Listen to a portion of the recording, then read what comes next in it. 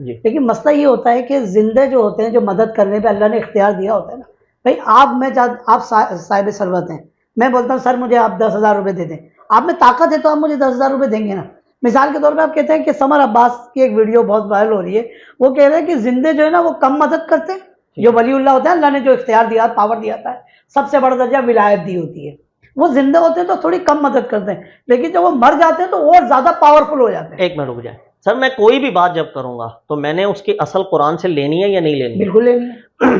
قرآن پاک سے جب کسی چیز کی اصل بن جائے اس کے بعد پھر میں نے دیکھنا ہوتا ہے روایتوں کو کہ جو اس کے مطابقت میں ہے میں وہ روایتیں قبول کرتا ہوں ورنہ نہیں۔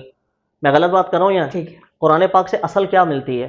پورا قرآن پاک آپ پڑھ لیں، اللہ تعالیٰ نے ایک جگہ پر بھی یہ بات ذکر کی ہے کہ جس بندے کو جو انتقال کر رہا ہے اور انتقال کرنے کے بعد وہ عالم برزخ میں ہو، نہ جانے کس حال میں، انعام میں ہو یا نہ ہو، اللہ تعالیٰ نے اس کو یہ طاقتیں دی ہیں کہ اب وہ عالم برزخ میں رہ کے دنیا والوں کے مسائل حل کر رہا ہے۔ اس بات کی اصل پورے قرآن میں موجود ہے؟ آپ بتائیے، آپ کے ذہن میں ہے کوئی؟ اب میں کچھ پڑھ رہا ہوں، اس کو سنیے گا اور غور سے سنیے گا۔ اللہ تعالیٰ قرآن پاک میں ذکر کر رہے ہیں کہ رسولوں کے ساتھ ایک شخص تھے جو صحابی تھے، اس وقت کے بڑے اعلیٰ مقام تھے، اور وہ انتقال کر گئے، اور انتقال کرنے کے بعد برزخ کے اندر اللہ نے انہیں جنت میں داخل کیا، اس پر انعام بھی ہو رہا ہے، اکرام بھی ہو رہا ہے۔ یہ سورہ یاسین کی شروع کی 23ویں سپارے کی شروع کی آیتیں۔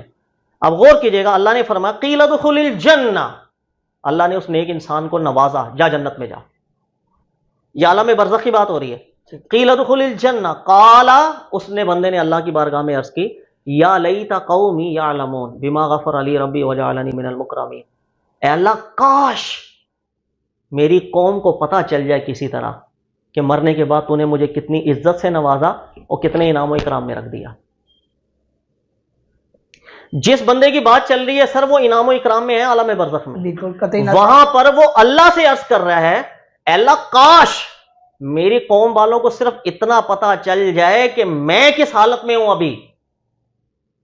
سر وہ اپنی بات یہاں تک نہیں پہنچا پا رہے، انعام و اکرام میں ہونے کے باوجود اللہ تعالیٰ اس دنیا سے اس کا انقطاع ثابت کر رہے ہیں۔ وہ اللہ سے عرض کر رہا ہے کہ اللہ کاش اس کو پتہ چل جائے۔ سر جو بندہ عالم برزخ میں ہے، اللہ کے انعام میں ہے، اللہ کی جنت میں ہے، وہ اپنی بات براہ راست پہنچانے پر بھی اس دنیا سے اس کا انقطاع قرآن ثابت کر رہا ہے، اور آپ یہ دعویٰ کر رہے ہیں کہ عالم برزخ سے ایک بندہ یہاں پر آئے گا، مسائل حل کرے گا، آپ کی بات سنے گا، سننے کے اسباب پیدا کر دے گا۔